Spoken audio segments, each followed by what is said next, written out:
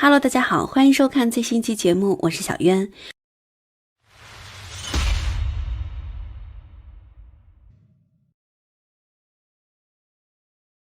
案件发生在中国江苏省的扬州市，这是一个历史悠久、风景美丽的城市，每年都会吸引来自世界各地的游客。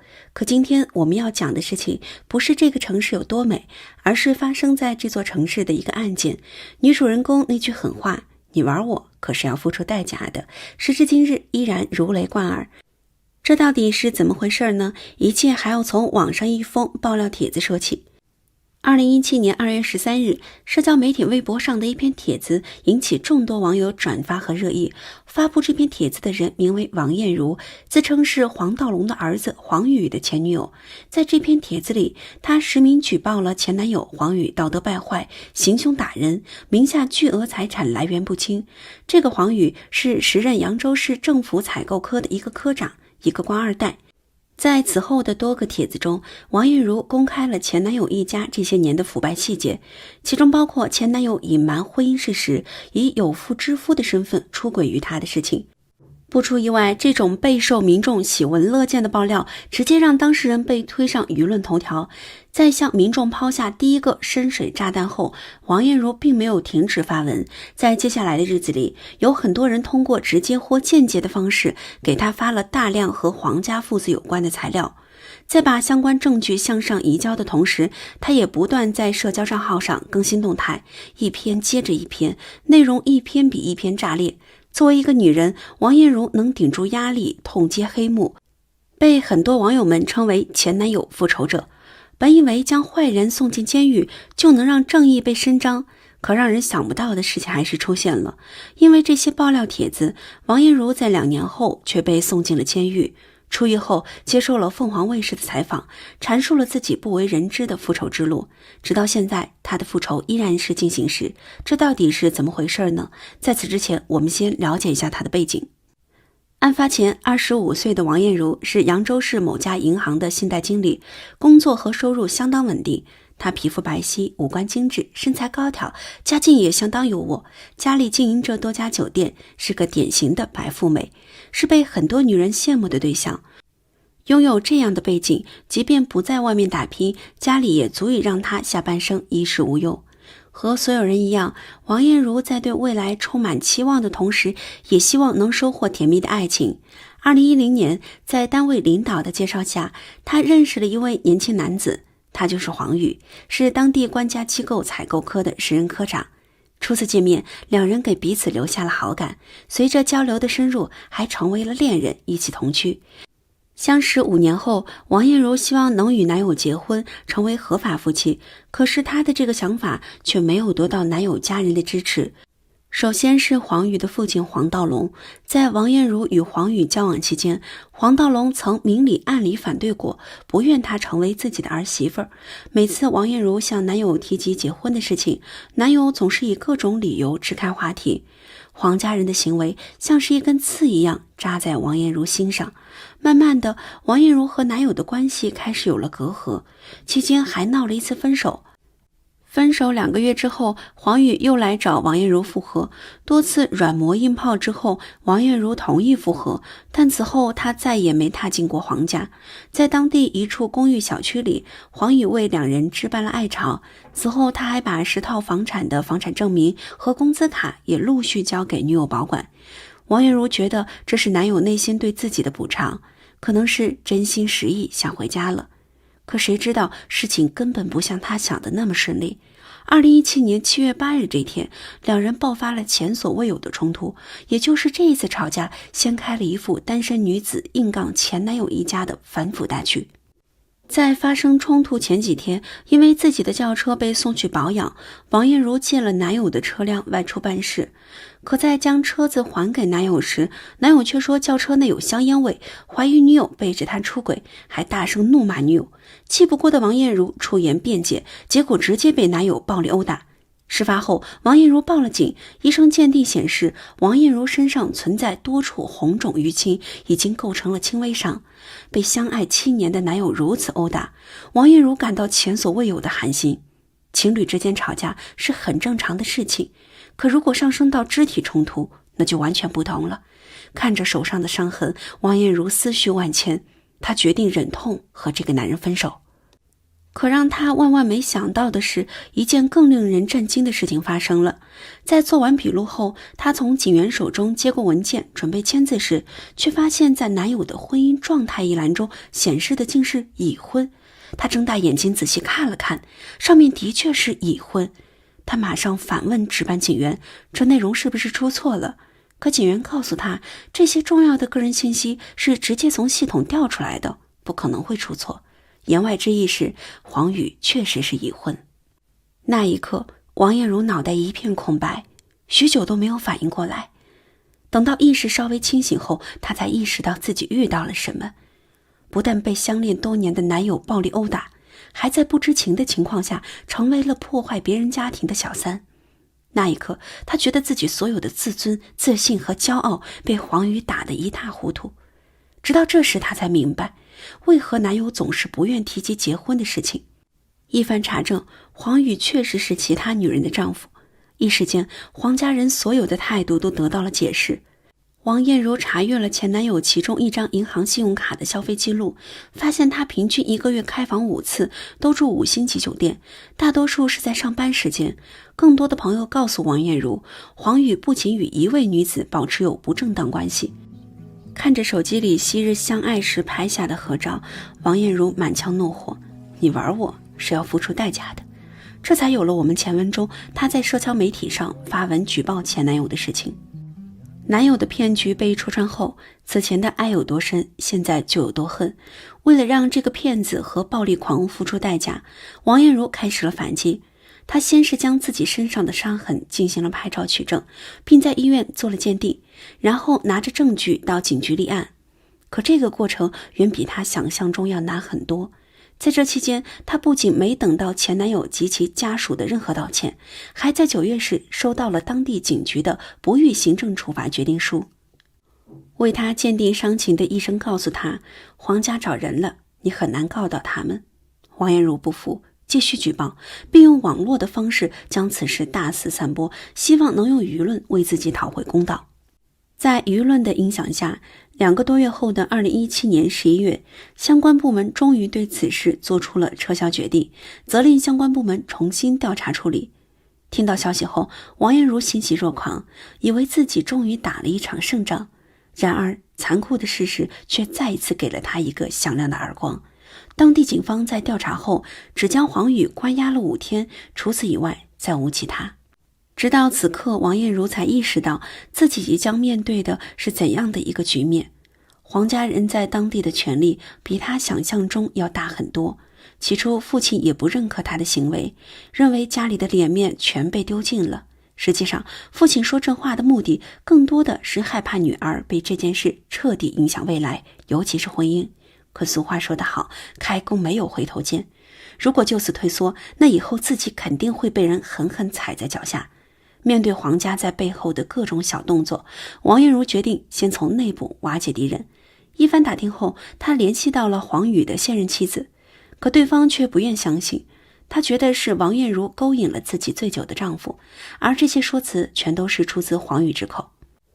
为了讨回公道，王艳茹辞掉了银行的工作，只身来到江苏的省会城市，实名向上一级机构举报，其中包括黄道龙父子拥有来历不明的房产、珠宝、书画、豪华轿车，以及他们名下的10套别墅。黄道龙在2012年退休后，加入扬州收藏家协会，任职副会长。这家民间协会隶属于扬州市文联，会员多是扬州退休干部，其中内幕不言而喻。在交往期间，黄宇曾多次带王艳茹出入这些房产，已经被确认的房产就有10套。在这些房子里，王艳茹见到过大量的字画和玉器，有时自己不知道那是什么东西，前男友还会特意和她解释。可当问及这些珍贵物品的来历时，她便不愿多谈。除了这些珍贵物件外，黄宇及其父亲名下还有大量豪车，几乎每一辆车的价格都超过100万元人民币。对这些财物进行简单评估，得出的答案是黄家父子手里至少有几千万元人民币的资产，且大都来路不明。王艳茹透露，为了平息这件事，黄道龙曾经找了7位调停人，协商以55万元人民币作为封口费，让自己撤销举报。被自己拒绝后，外界出现的各种侮辱性言论迅速包围了自己，例如弃妇、小三、求爱不成、攀附权贵等等。实名维权这条路注定充满崎岖和风险。王艳茹前脚刚举报，后脚就收到了源源不断的骚扰和恐吓。黄家人更是通过别人放话，说在扬州市没有人能动得了黄家。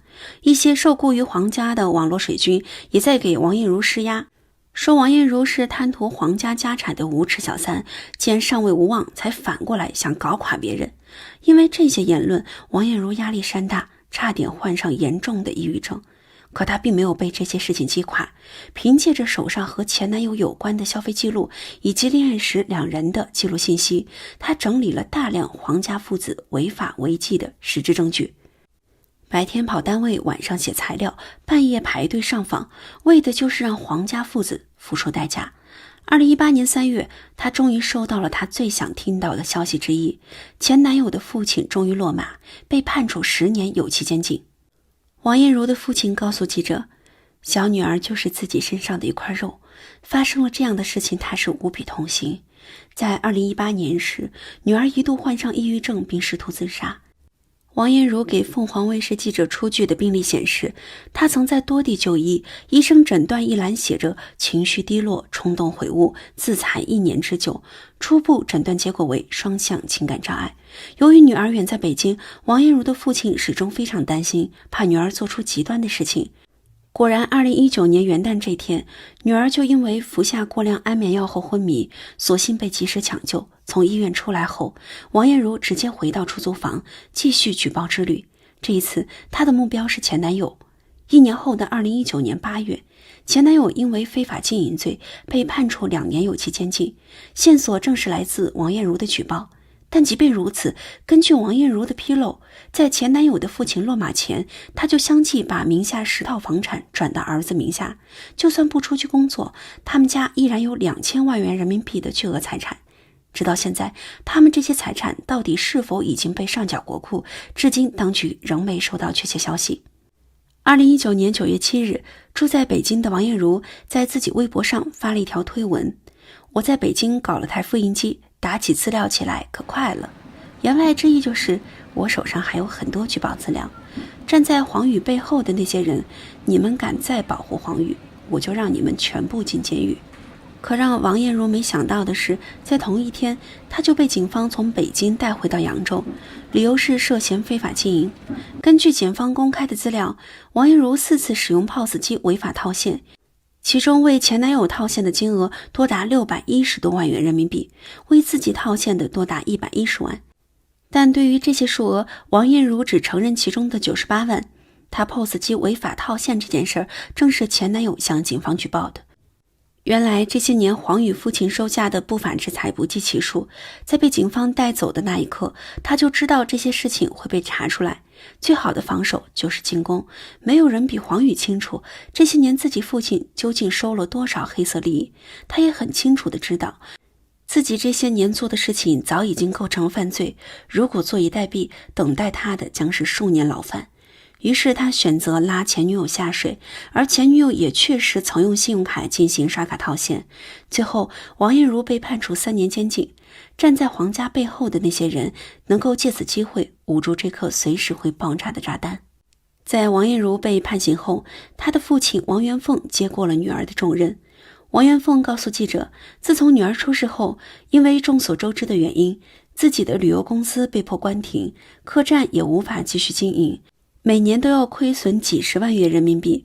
起初也非常不支持女儿的做法，风险和代价都太大，稍有不慎便是粉身碎骨。一边是被关在监狱的女儿，一边是常年卧病在床的妻子。最后他决定全力支持女儿。根据王艳茹在社交媒体上的推文，自从走上这条路后，她自学法律，考上了中南财经政法大学，成功通过了司法考试。还成功应聘了北京某家律所，成为了一名持证律师。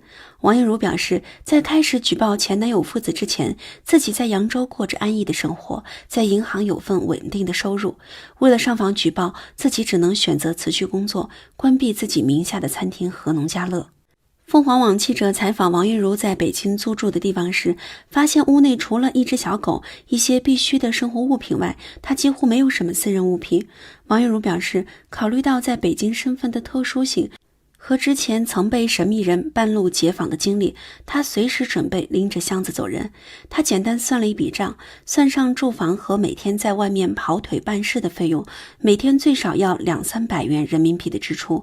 而且上访这件事情并不是简单的把材料交上去就行，只有重复的做才能引起别人的注意。为了能排上队，他经常选择在半夜就出来排队，算上自己的积蓄和父母支援的款项，已经花了将近50万元。刚来北京时住的是月租6000元的一居室，现在考虑到节省花销和安全，自己搬到了按天结算的群租房。作为女孩子，以前花钱花得很厉害，现在觉得衣服之类的差不多就好。在北京的日常生活中，王艳茹独来独往，刻意不与旁人深交，几乎没有社交圈和好友，加上行踪隐蔽，经常搬家，就连合租的室友也不知道自己就是在网上备受关注的前任复仇者。在漫长的等待和持续上访中，怨恨、愤怒、紧张时刻包围着王艳茹。这是条很孤独的路，等待的每一天都是煎熬。王艳茹的头发掉得特别厉害，但同时也得装成活得很好的样子，不能给家人带来太大的负担。每当精神极度焦虑无法入眠的时候，王艳茹就跑到楼下坐在路旁，等状态好一点后再回去睡觉。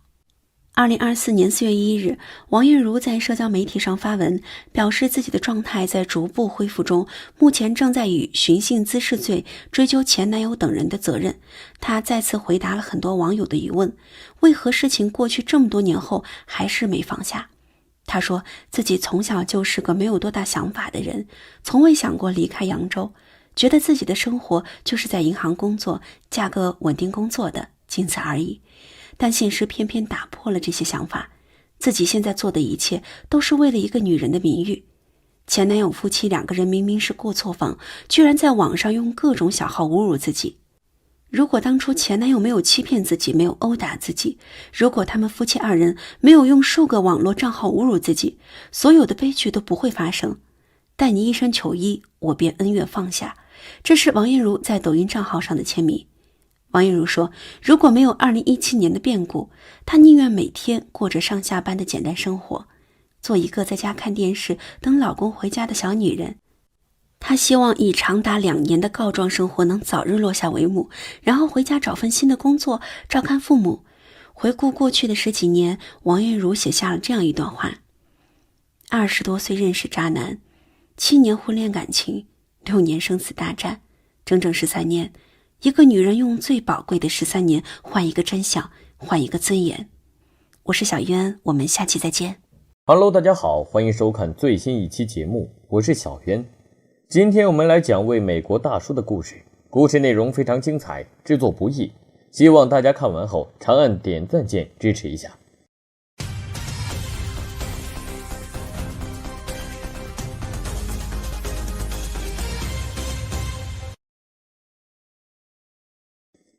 故事还得从美国的休斯顿说起。2015年7月的一天下午，一辆轿车缓缓停在郊外的空地上，几个男人走进草丛，他们不断打量着周围的环境。突然间，其中一个男子突然说道：“我觉得这地方可以，你们觉得如何？”看着周围偏僻的环境，雷蒙点了点头后答道：“好吧，就在这里吧。”说完，几人便从后备箱拿出铁锹，在草地上挖了个大坑。看着眼前这个长坑，再看看镜子中自己脸上的红色液体，雷蒙脸上虽然毫无表情，但又好像有很多话要说。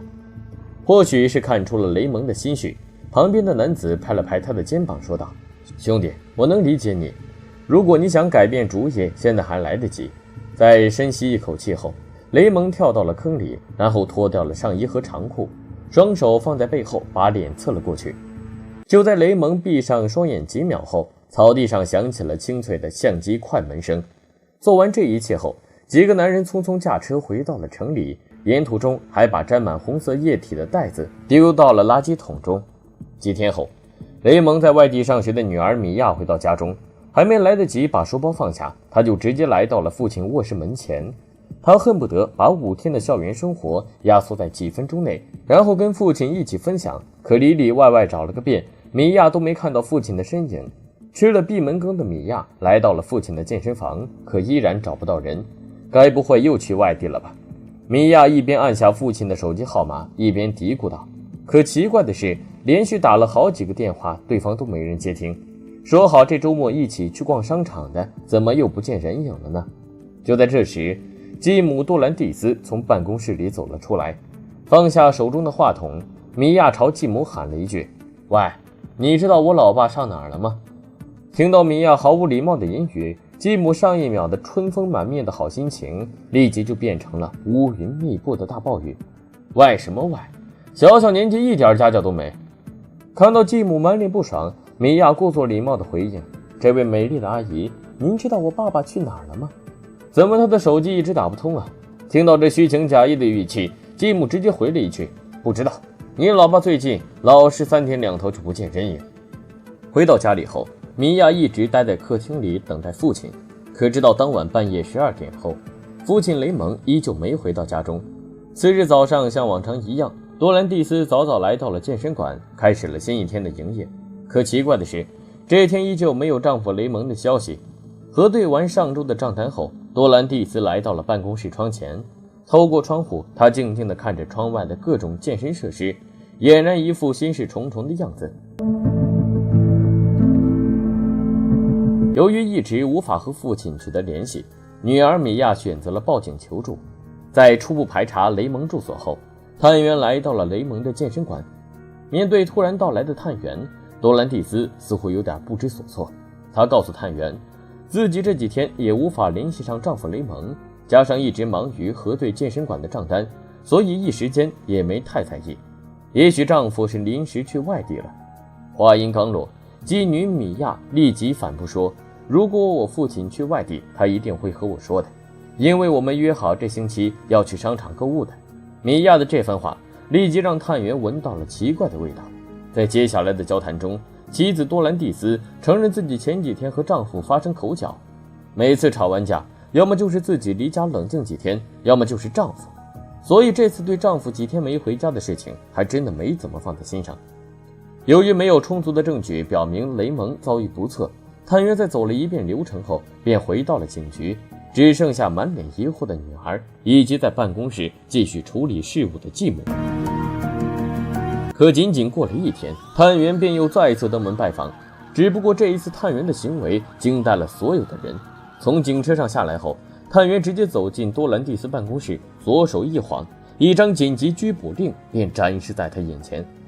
还没等多兰蒂斯反应过来，探员就把手铐戴在他手上，然后在所有人惊讶眼光的注视下，他被送上了警车。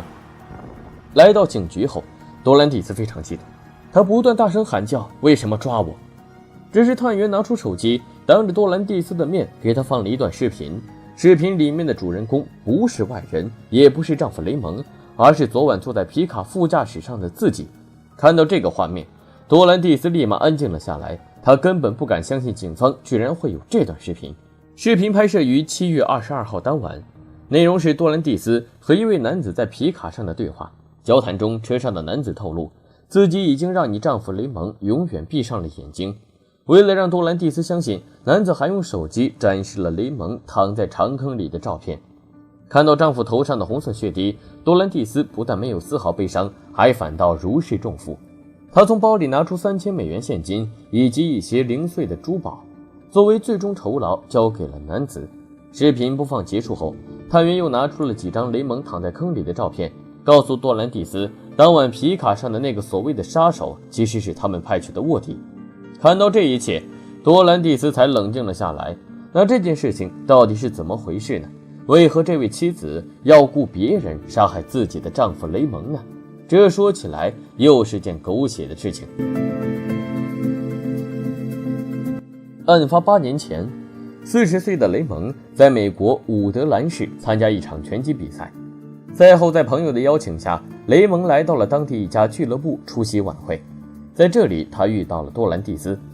当时多兰蒂斯从雷蒙身边走过时，不小心踩到了他的脚，两人的交谈便从一句不好意思拉开了序幕。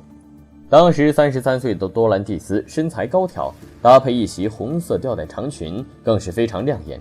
女人看了流泪，男人看了犯罪。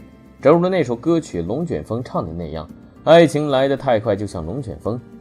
舞会结束后没多久，两人就成为了男女朋友。